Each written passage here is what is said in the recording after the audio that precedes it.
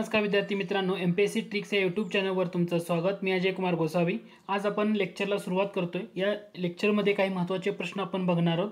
या प्रश्नाला सुरुवात करण्याअगोदर एक महत्त्वाची रिमाइंडर, ती म्हणजे की करा गुगल प्ले स्टोअरवर जाऊन MPSC tricks bye Ajay Kumar असं सर्च करा। अशा प्रकारे आपला अँड्रॉइड ॲप तुम्हाला त्या ठिकाणी पाहायला मिळेल। डिस्क्रिप्शन बॉक्समध्ये मी तुम्हाला त्याची लिंक देतोय, अँड्रॉइड ॲप डाउनलोड करायची, तर त्या ठिकाणी जाऊन तुम्ही ते डाउनलोड करू शकता। या ॲपवर गेल्यानंतर वेगवेगळे 2025 आणि याच्यावर असणारा रिव्हिजन कोर्स आपल्या ॲपवर आता लॉन्च झालेला आहे। इतिहास, अर्थशास्त्र, राज्यशास्त्र आणि चालू घडामोडी या 4 सेक्शनवर जवळपास 50 मार्काची तयारी तुम्हाला या कोर्सच्या माध्यमातून होईल। हा कोर्स पूर्णपणे रिव्हिजन ओरिएंटेड आहे। इतिहास जवळपास 350 ते 400 प्रश्न आहेत, प्रश्नोत्तर स्वरूपामध्ये डिस्कशन केलेलं आहे। अर्थशास्त्र टॉपिक वाईज डिस्कशन केलेलं आहे प्रश्नोत्तराच्या स्वरूपात। राज्यशास्त्र टॉपिक वाईज प्रश्नोत्तराच्या स्वरूपामध्ये इथं सुद्धा डिस्कशन केले, 550च्या वर प्रश्न आहेत तिथं। आणि चालू घडामोडी मागील 1 वर्षामधल्या चालू घडामोडी प्रश्नोत्तराच्या स्वरूपामध्ये डिस्कशन केलेलं आहे। याचा उपयोग तुम्हाला रिव्हिजनसाठी होईल। या कोर्सची फी फक्त 149 रुपये आहे आणि तुम्ही जर लवकरात लवकर तिथं जॉईन झाला तर तुम्हाला 10% डिस्काउंट पण त्या ठिकाणी मिळेल। प्रश्नोत्तराच्या स्वरूपामध्ये असणारा हा कोर्स आहे आणि हा कोर्स कसा डाउनलोड करायचा, तर तुम्हाला अगोदर आपला ॲप डाउनलोड करावं लागेल। त्या ॲप डाउनलोड करण्यासाठीची लिंक डिस्क्रिप्शन बॉक्समध्ये दिली आहे, किंवा तुम्ही MPSC tricks bye Ajay Kumar असं प्ले स्टोअरवर टाकून त्या ठिकाणी ॲप डाउनलोड करू शकता। व 1830च्या दशकात बंगाली बुद्धिवंतांमध्ये तरुण बंगाल चळवळ अग्रेसर होती, तर या चळवळीचं नेतृत्व हा युवक करत होता। त्या युवकाचं नाव काय? अलेक्झांडर डब, डेव्हिड हेयर, ताराचंद चक्रवर्ती का हेनरी विवियन डेराजिओ? तर हे लक्षात घ्या, 1820च्या दशकात आणि 1830च्या दशकामध्ये असं जेव्हा म्हटलं जातं तरुण बंगाल चळवळ, तर तुमचं उत्तर असणार आहे पर्याय क्रमांक 4 हेनरी विवियन डेराजिओ। हेनरी विवियन डेराजिओ ही व्यक्ती, यांचा जन्म बघा, यांचा जन्म आहे 1809ला, ठीक आहे। आणि तुम्हाला जर विचारलं यांचा मृत्यू कधी, तर 1831। म्हणजे हे आयुष्य किती वर्ष जगले? फक्त 22 वर्ष ते आपले आयुष्य जगले होते। दुसरा महत्त्वाचा मुद्दा, यांचा मृत्यू कशामुळे झाला, तर यांचा मृत्यू झाला होता कॉलरामुळे यांचा मृत्यू झाला। तर हेनरी विवियन डेराजिओ यांचा संदर्भ, आणि यामध्ये डेव्हिड हेयर एक पॉईंट दिलाय, यांचा संदर्भ काय येतो? तर हेनरी विवियन डेराजिओ यांनी काय केलेलं होतं, तर शिक्षक होते ते, आणि हिंदू कॉलेज जे म्हणजे कलकत्त्याला हिंदू कॉलेज सुरू झालं होतं, कलकत्त्याला सुरू असलेल्या हिंदू कॉलेजमध्ये ते 1826 ते त्यांच्या मृत्यूपर्यंत म्हणजे 1831 पर्यंत कलकत्त्याच्या हिंदू कॉलेजमध्ये काय होते, ते अध्यापक म्हणून नोकरी करत होते। 1826 ते 1831 म्हणजे वयाच्या 17व्या वर्षीपासून ते शिक्षकाची नोकरी करत होते, हे लक्षात घ्या। तर हिंदू कॉलेज मग पॉईंट येतो, हिंदू कॉलेज कुणी सुरू केलं, तर डेव्हिड हेयर यांनी हिंदू कॉलेज सुरू केलं होतं। डेव्हिड हेयर हे डच घड्याळजी होते, आणि जेव्हा ते व्यापारासाठी भारतात आले, डच घड्याळजी होते, व्यापारासाठी जेव्हा ते भारतात आले, त्यानंतर त्यांनी आपलं संपूर्ण जीवन भारतातल्या शिक्षण क्षेत्रामध्ये प्रसारासाठी त्यांनी घालवलं, आणि त्यांनी 1817 मध्ये हिंदू कॉलेज सुरू केलं, कलकत्त्याला हिंदू कॉलेजची स्थापना केली। परंतु त्यांना मदत केली होती राजाराम मोहन रॉय यांनी। म्हणजे कलकत्त्याचं हिंदू कॉलेज कुणी सुरू केलं म्हटलं, तर राजाराम मोहन रॉय, आणि दुसरं नाव लक्षात ठेवायचं डेव्हिड हेयर यांच्या मदतीनं। तर त्यांना पण भारतातल्या शिक्षणामध्ये रुची होती, म्हणून त्यांनी ते केलं होतं। मग डेव्हिड हेयर हे ॲक्च्युली कोण होते, तर डच घड्याळजी, ते व्यापार करणारा एक व्यक्ती आहे, तो भारतामध्ये येतो आणि हिंदू कॉलेज सुरू करतो। आणि या हिंदू कॉलेजमध्ये मग हा हेनरी विवियन डेराजिओ शिकवत होता 1826 ते 31, आणि तो तरुण एक चळवळ चालवत होता, त्या चळवळीला तरुण बंगाल चळवळ म्हटलं जातं। आणि त्यांचा मृत्यू झाला कॉलरामुळे वयाच्या 22व्या वर्षी 1831 मध्ये। आलं लक्षात? मग आता हे जे अलेक्झांडर डब आहेत, अलेक्झांडर डब यांनी सुद्धा काय केलं, तर राजाराम मोहन रॉय यांच्या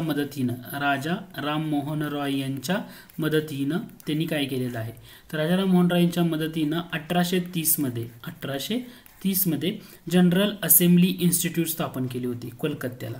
कोणती इन्स्टिट्यूट? जनरल असेंब्ली इन्स्टिट्यूट ही अलेक्झांडर डब यांनी स्थापन केलेली होती, हे एक लक्षात ठेवा फक्त, जनरल असेंब्ली इन्स्टिट्यूट। ओके, एक महत्त्वाचं। ताराचंद चक्रवर्ती इथं का बरं दिलंय मी, कारण हे जे ब्राह्मो समाज म्हणतो किंवा ब्रह्मसभा, ब्राह्मो समाजाच्या सुरुवातीचं नाव काय होतं, ब्रह्मसभेचं रूपांतर ब्राह्मो समाजामध्ये झालं। तर ही जी ब्रह्मसभा सुरुवातीला स्थापन झाली होती, या ब्रह्मसभेचे पहिले सेक्रेटरी म्हणून हे ओळखले जातात. म्हणजे ब्राह्मो समाजाचे पहिले सेक्रेटरी कोण असं जर विचारलं गेलं तर तुमचं उत्तर येतं ताराचंद चक्रवर्ती. ठीक आहे. पण दिलेला प्रश्न होता तरुण बंगाल चळवळ अग्रेसर, तर हेनरी विवियन डेराजिओ हे तुमचं करेक्ट आन्सर येणार आहे. ठीक आहे.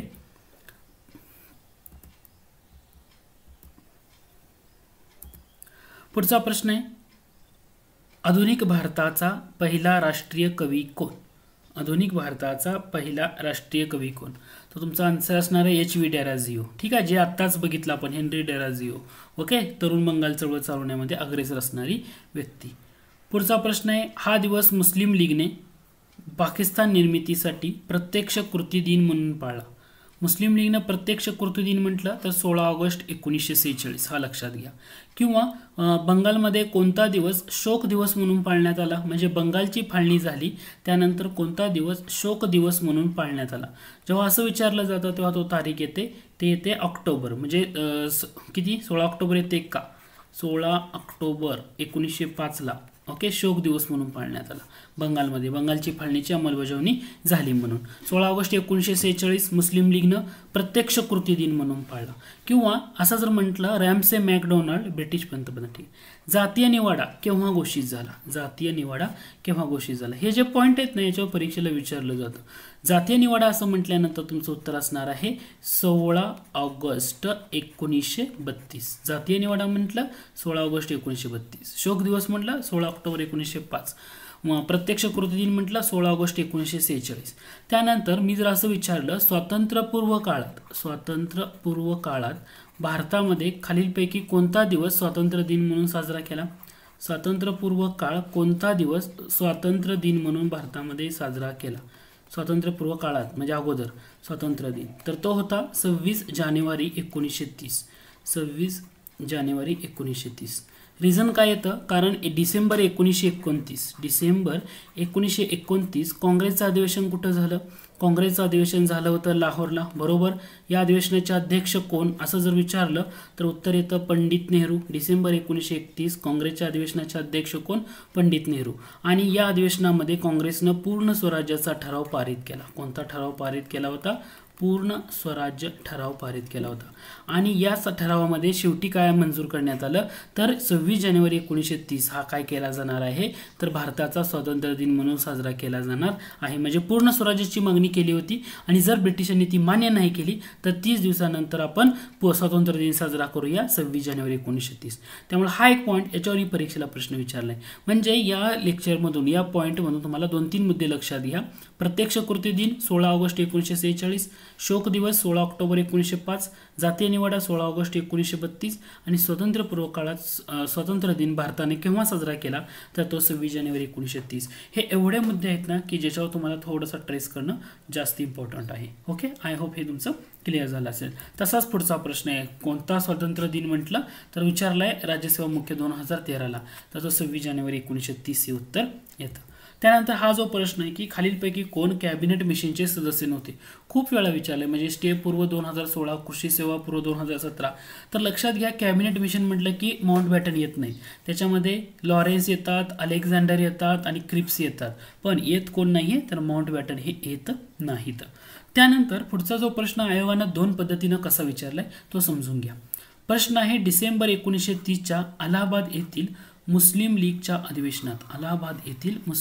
अधिवेशनात कोणाच्या अध्यक्ष भाषणाने पाकिस्तानचा पाया घातला गेला असं मानलं जातं. ठीक आहे. जेव्हा तुम्हाला असं विचारलं जातं, मुस्लिम लीग अशी संघटना आहे ऑक्टोबर, ओके, यांचं स्थापना आहे 1906 मध्ये. ठीक आहे. 1906 मध्ये मुस्लिम लीग अशी संघटना आहे की ज्या संघटनेमध्ये त्या लीगचे जे अध्यक्ष असतात तर ते प्रत्येक वेळी अधिवेशनाचे अध्यक्ष असतील असं नाहीये.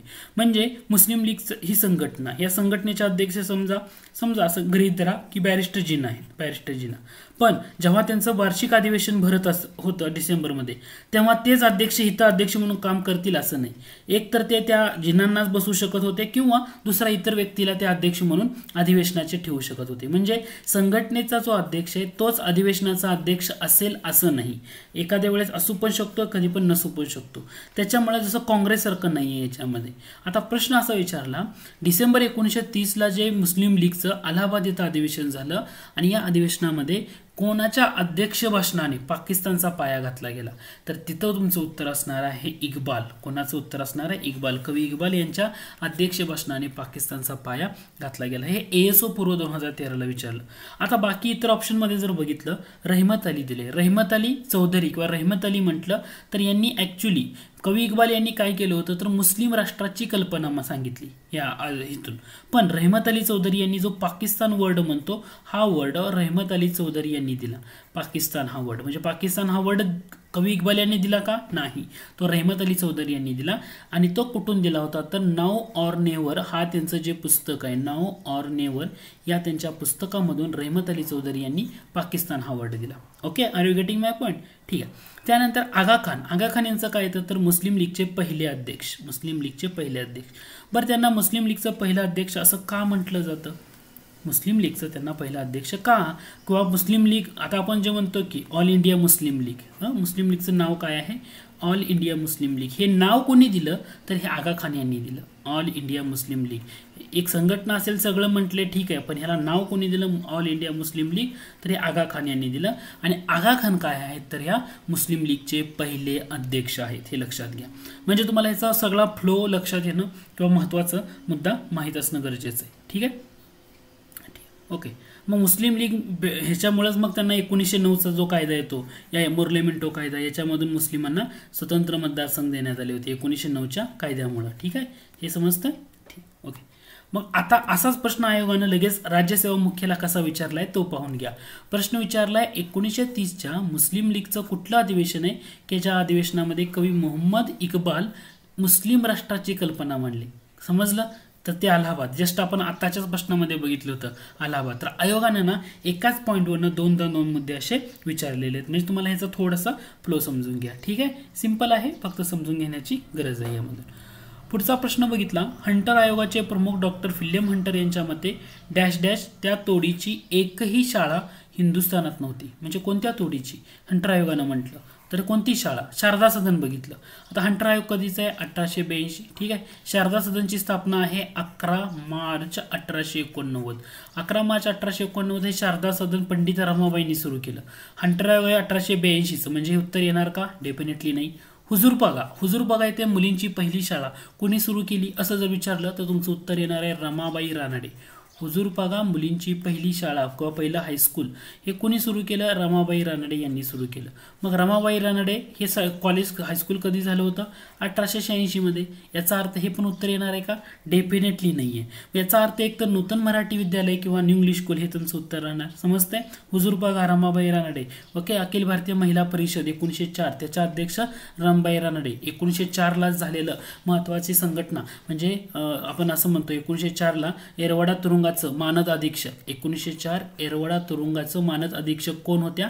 तर रमाबाई रानडेच होत्या. किंवा 1908 मध्ये एक संस्था किंवा संघटना स्थापन झाली होती, त्याचं नाव येतं सेवा सदन. तर सेवा सदनच्या स्थापनेमध्ये कोणाचा पुढाकार आहे असं जेव्हा विचारलं जातं तेव्हा सुद्धा त्यांचं उत्तर काय असणार आहे? रमाबाई रानडे. आणि ही सेवा सदन स्थापन झाली होती मुंबईला, रमाबाई रानडे. ठीक आहे. आणि याचं मुख्यालय किंवा याचं रूपांतर 1909 मध्ये याची ब्रांच पुण्याला निघाली किंवा ते त्याचं पुण्याला हलवलं. तर हे पुणे त्यांचं परत केंद्र बनलेलं होतं. रमाबाई रानडे म्हणजे न्यायमूर्ती रानडे यांच्या त्या पत्नी.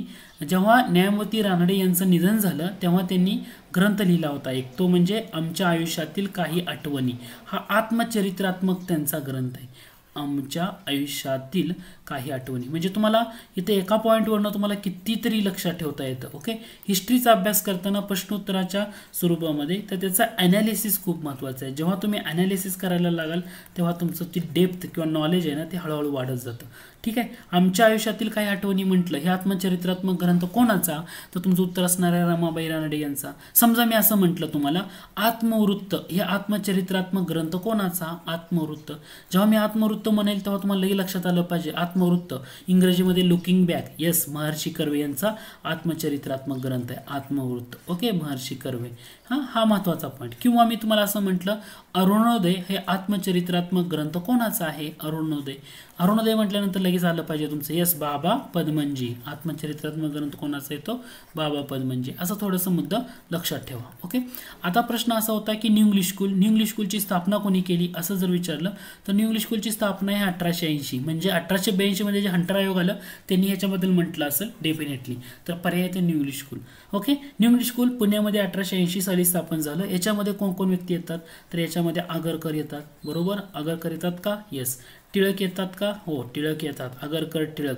आणि तिसरी व्यक्ती येते ते म्हणजे विष्णू शास्त्री चिपळूणकर, हे येतात महत्त्वाची व्यक्ती. आता या त्रिकुटानं म्हणजे आगरकर टिळक विष्णू शास्त्री चिपळूणकर यांनी पुन्हा 1884ला पुण्यामध्ये डेक्कन एज्युकेशन सोसायटीची स्थापना केली. बरोबर, डेक्कन एज्युकेशन सोसायटी. आणि या सोसायटी मार्फतच मग 1885ला काय सुरू झालं, Fergusson college. Okay, Deccan education society. येते लक्षात, म्हणजे एक जरी पॉईंट असला तरी तुम्हाला एवढे इतर मुद्दे लक्षात ठेवता येतात. आता फॉर एक्झाम्पल शारदा सदन म्हटलं मी, शारदा सदन का म्हटलं, 11 मार्च 1889ला स्थापना आहे. मग प्रश्न असा उरला पाहिजे, हे शारदा सदन स्थापन करताना पंडित रमाबाईला पैसा आला कुठून, तर पंडित रमाबाईंनी शारदा सदनची स्थापना एका रमाबाई असोसिएशन ही त्यांची जी संघटना होती, म्हणजे 1886ला, ह्याचा मुद्दा पण लक्षात घ्या, 1886ला जेव्हा आनंदीबाई जोशी, 1886ला आनंदीबाई जोशी यांचा जेव्हा पदवीदान समारंभ होता, या पदवीदान समारंभाला जेव्हा पंडित रमाबाई हजर राहण्यासाठी अमेरिकेत गेल्या, त्या ठिकाणी गेल्यानंतर त्या तिथं स्थायिक झाल्या थोड्या दिवसासाठी. आणि 1887 मध्ये अमेरिकेतलं एक शहर येतं, ते शहराचं नाव आहे बोस्टन शहर. काय नाव आहे, बोस्टन शहर. आणि या बोस्टन शहरामध्ये त्यांनी रमाबाई असोसिएशन नावाची संघटना स्थापन केली. कोणती, रमाबाई असोसिएशन नावाची संघटना स्थापन केली. आणि या संघटनेमार्फत जो पैसा गोळा झाला त्या पैशाचा वापर त्यांनी काय केला, भारतामध्ये शारदा सदन स्थापन करण्यामध्ये केला. ठीक आहे. आणि या शारदा सदनमध्ये एक इंग्लिश बाई सुरुवातीला शिकवत होती, त्यांचं नाव येतं मिस डेमन. काय नाव येतं, मिस डेमन. कारण परीक्षेला दोन गोष्टीमध्ये कन्फ्युजन होतं, एक म्हणजे मिस फरार किंवा मिस डेमन.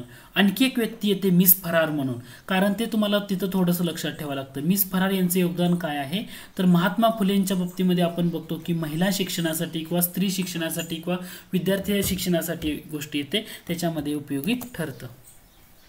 तसं तुम्हाला आणखी एक पॉईंट इथं लक्षात ठेवावा लागतो, तो म्हणजे मिस डेमन नाही, मिस फरार लक्षात घ्या. कोणता पॉईंट लक्षात घ्या, मिस फरार. ओके, मिस फरार हा जर पॉईंट तुम्ही बघितला, ओके, मिस फरार, वेट,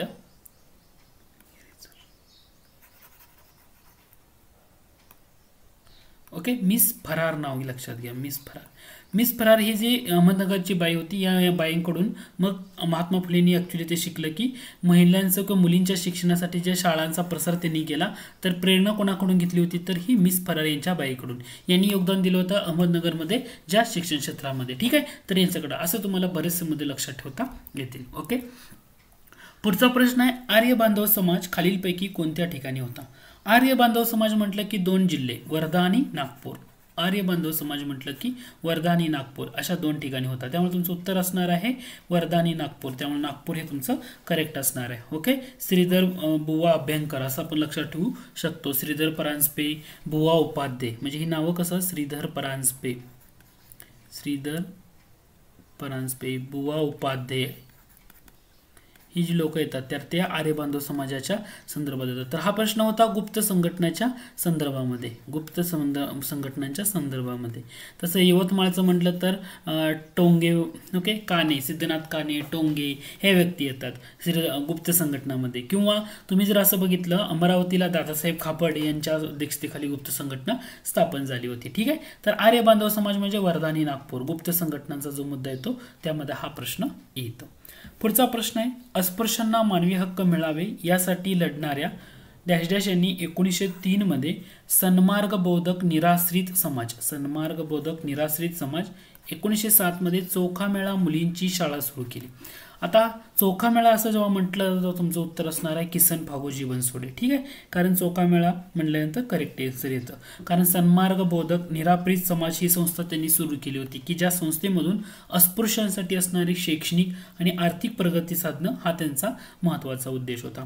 आता किसन फागोजी बनसोडे यांच्याबद्दल अभ्यास करताना दोन मुद्दे लक्षात घ्या. त्यांनी सुरू केलेली वृत्तपत्र, पहिलं वृत्तपत्र होतं त्याचं नाव आहे निराश्रित हिंद नागरिक. काय नाव आहे, निराश्रित हिंद नागरिक हे वृत्तपत्र, निराश्रित हिंद नागरिक. निराश्रित हिंद नागरिक हे किसन फागोजी बनसोडे यांनी सुरू केलेलं पत्र होतं, वृत्तपत्र. कधी सुरू केलंय? 1910 मध्ये ते सुरू केलं होतं. हा पहिला मुद्दा तुमच्या लक्षात येणं गरजेचं आहे. दुसरं पत्र त्यांनी सुरू केलं होतं मजूर पत्रिका नावाचं. हे सुद्धा वृत्तपत्र त्यांनी सुरू केलेलं आहे, मजूर पत्रिका. ते कधी केलं होतं मजूर पत्रिका असं जर विचारलं जातं तेव्हा ते 1918 हे इयर लक्षात घ्या. मजूर पत्रिका म्हटलं की 1918 हा मुद्दा लक्षात ठेवायचा. मग आता हे दोन्ही पत्र त्यांनी, हे वृत्तपत्र आहे त्यांची, कुणाची? किसन फागोजी बनसोडे यांची. म्हणजे किसन फागोजी बनसोडे यांच्याबद्दल तुम्हाला लक्षात ठेवताना काय काय लक्षात ठेवायचं आहे? पहिला मुद्दा निराश्रित, जो परीक्षेलाच विचारला आहे, त्यामुळं सन्मार्ग बोधक निराश्रित समाज की ज्यामधून अस्पृश्यांसाठी शैक्षणिक व आर्थिक प्रगती करणं, चोखामेळा मुलींची शाळा सुरू करणं किंवा वाचनालय सुरू करणं त्यांच्यासाठी हा मुद्दा. आणि निराश्रित हिंद नागरिक 1910 ला आणि मजूर पत्रिका 1918 ला जे वृत्तपत्र सुरू केलं त्याच्यासाठी ते ओळखले जातात.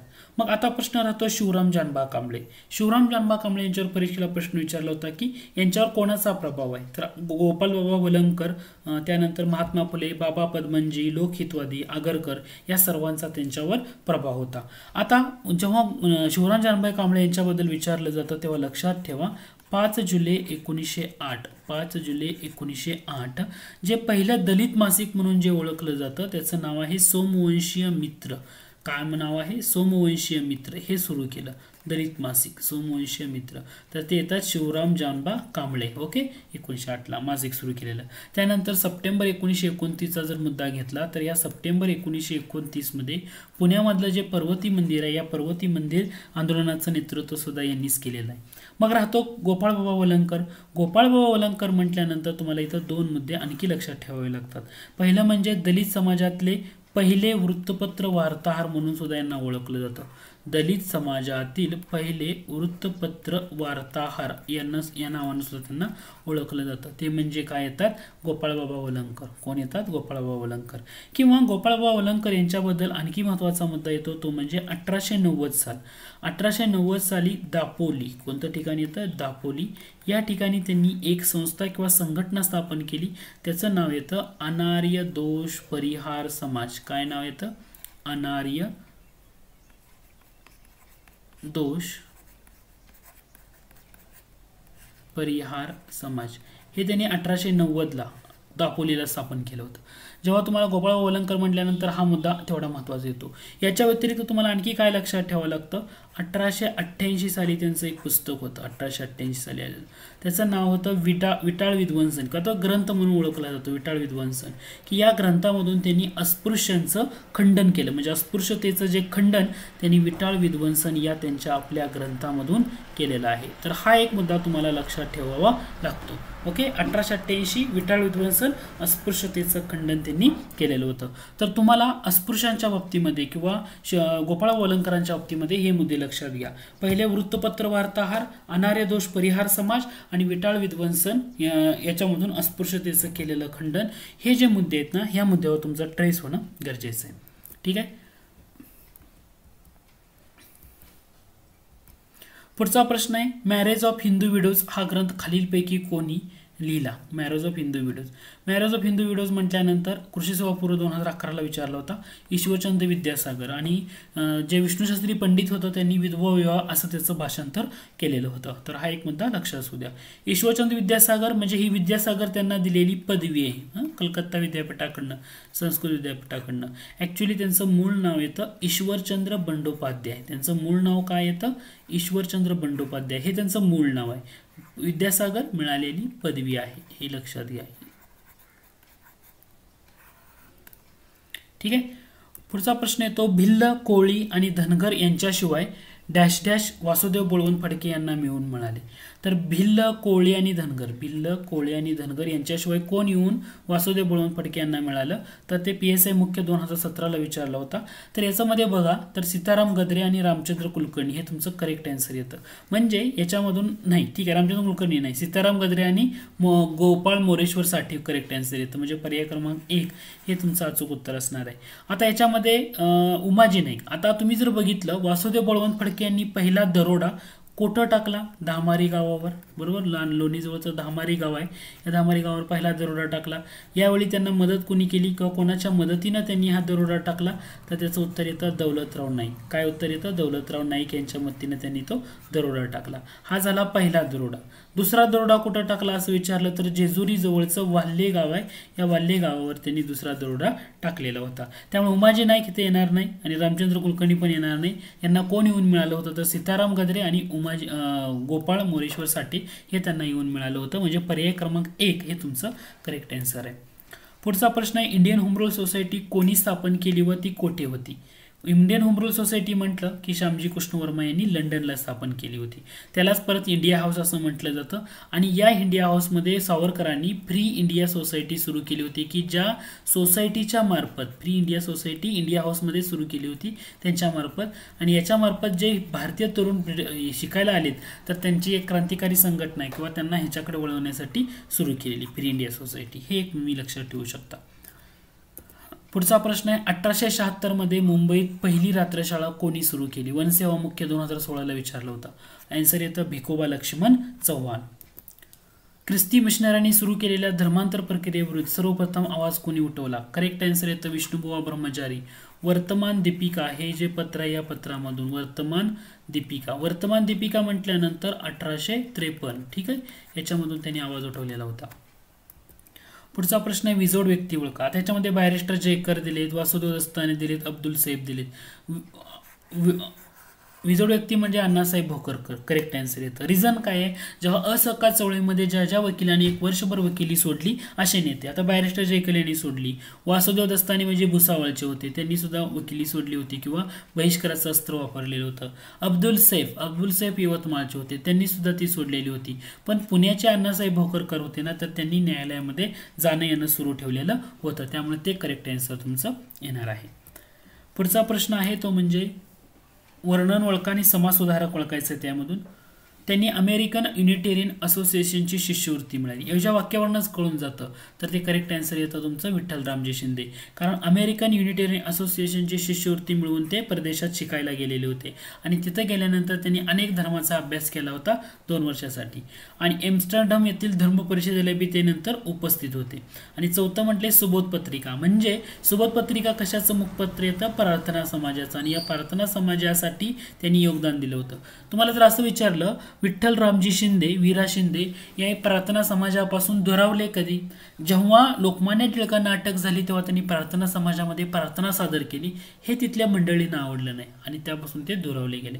त्यानंतर त्यांचं योगदान येतं तो म्हणजे ब्राह्मो समाजाच्या संदर्भात.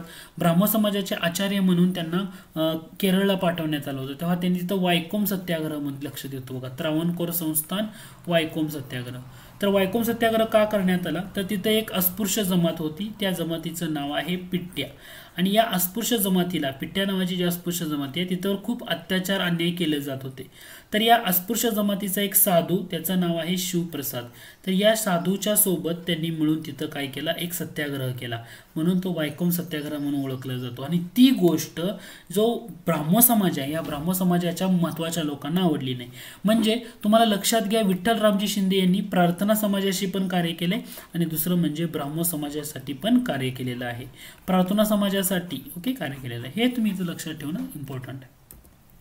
पुढचा प्रश्न आहे, महाराष्ट्रातील 1857च्या उठावाचं नेतृत्व कोणी केलं? भगवंतराव कोळी येतात, नानासाहेब पेशवे, रंगो बापूजी गुप्ते आणि रामजी शिरसाट कोल्हापूरमधून. 31 जुलै 1857. 31 जुलै रामजी शिरसाट म्हणलं की हे लक्षात ठेवा. कोल्हापूरमध्ये उठाव झाला त्यामध्ये ते पण येतात. ओके, हे सगळं उत्तर येतं. किंवा रंगो बापूजी गुप्ते यांना त्यांच्याच जातीच्या एका व्यक्तीनं विश्वासघातानं पकडून दिलं, पोलिसांच्या हवाली केलं. हे जो प्रश्न परीक्षेला विचारला जातो. कृष्णाजी सदाशिव सिंदकर हे त्यांचं नाव येतं. काय? कृष्णाजी सदाशिव सिंदकर. पुढचा प्रश्न आहे, 1857ची घटना स्वातंत्र्य युद्ध नव्हते कोणी म्हटलंय? फाटक, NR फाटक. ठीक आहे, स्वातंत्र्य युद्ध नव्हतं असं कोणी म्हटलं. पुढचा प्रश्न आहे, मुंबईतील गिरणी मालकांनी परिस्थितीचं गांभीर्य ओळखून कोणत्या साली बॉम्बे मिल ओनर्स असोसिएशन ही संघटना स्थापन केली? करेक्ट आन्सर येतं 1876. आता याच्या संदर्भात एक व्यक्ती येते ती म्हणजे दिनशॉ माणिकजी पेटीट. दिनशॉ माणिकजी पेटीट हे त्या संघटनेच्या वतीनं खूप काळासाठी त्याचे प्रमुख राहिले होते. ठीक आहे, 1876ला ही संघटना सुरू झाली होती. त्यानंतर आणखी एक संघटना येते, ती म्हणजे बॉम्बे मिल हँड्स असोसिएशन. कोणती येते? Bombay mill hands association. ही कधी स्थापन होती? 1884. बॉम्बे मिल हँड्स असोसिएशन ही संघटना कधीची म्हटलं? 1884. कुणी स्थापन केली? नारायण मेघाजी लोखंडे. कुणी स्थापन केली म्हटलं की नारायण मेघाजी लोखंडे. हे तुमचं उत्तर येतं. ठीक आहे. किंवा Bombay spinning and weaving company. Bombay spinning and weaving company म्हटलं की कावसजी दावर 1854ला सुरू केलेली. हा एक मुद्दा तुम्ही इथं लक्षात ठेवू शकता. पुढचा प्रश्न आहे तो म्हणजे खालीलपैकी कोणती जोडी बरोबर आहे? वॉरेन हेस्टिंग बोली पद्धत डेफिनेटली बरोबर आहे. लॉर्ड कॉर्नवेलिसनी कायमधारा पद्धत बरोबर आहे. थॉमस मनरो रयतवारी पद्धत. पण रयतवारी पद्धत पहिल्यांदा मद्रास इलाक्यामध्ये सुरुवातीचा पहिला प्रयत्न कुणी केला होता? मद्रास इलाका. तर ते येतात captain Alexander read. Captain Alexander read यांनी जेव्हा ते कलेक्टर होते त्या ठिकाणी, तर त्यांनी या प्रांतामध्ये मद्रासमध्ये बारामहाल जिल्हा जो होता, बारामहाल जिल्हा याच्यामध्ये पहिल्यांदा प्रयोग केला होता रयतवारी पद्धतीचा. पण हा प्रयोग करताना त्यांनी मदत घेतली होती थॉमस मनरोची. ओके, म्हणजे लघु प्रमाणात केला होता, पण याचं इम्प्लिमेंटेशन अचूकरित्या केलं होतं थॉमस मनरो. म्हणजे थॉमस मनरो जेव्हा मद्रास इलाक्याचे गव्हर्नर झाले तेव्हा त्यांनी त्याचा वापर केला. होल्ट मॅकेन्झी महालवारी पद्धत डेफिनेटली बरोबर आहे. यामध्ये दिलेले सर्व पर्याय बरोबर आहेत. पुढचा प्रश्न आहे, ब्रह्म प्रतिनिधी सभा खालीलपैकी कोणी संघटित केली? ब्रह्म प्रतिनिधी सभा असं जेव्हा विचारलं जातं तर तुमचं करेक्ट आन्सर येणार आहे केशवचंद्र सेन. तुम्हाला असं जर विचारलं सुलभ समाचार हे वृत्तपत्र कोणी सुरू केलं? सुलभ समाचार केशवचंद्र सेन. लक्षात ठेवा, संगत सभा म्हटलं तरी तेच येतात 1870 मध्ये. संगत सभा कोणाची असं जर म्हटलं तर ते तुमचं केशवचंद्र सेनच असं येतात. किंवा केशवचंद्र सेन म्हटल्यानंतर आणखी पॉईंट मी जर विचारला तुम्हाला, तर असं जर विचारलं की इंडिया रिफॉर्म्स असोसिएशन 1870ला कोणी स्थापन केलं तरी स्वतंत्र उत्तर केशवचंद्र सेन येतं. केशवचंद्र सेन यांनी ब्रह्म समाजामध्ये प्रवेश कधी घेतला? 1857. ओके. आणि केशवचंद्र सेन यांच्यामुळं त्यानंतर ब्राह्म समाजात फूट कधी पडली? 1866. ओके. 1866 नंतर ब्रह्म समाजामध्ये फूट पडल्यानंतर कोणता गट केशवचंद्र सेन यांच्या अध्यक्षतेखाली आला? त्याचं उत्तर येतं भारतीय ब्रह्म समाज. भारतीय ब्रह्म समाज. तर तुम्हाला याच्या संदर्भातले जे इतर मुद्दे आहेत ना याच्यावर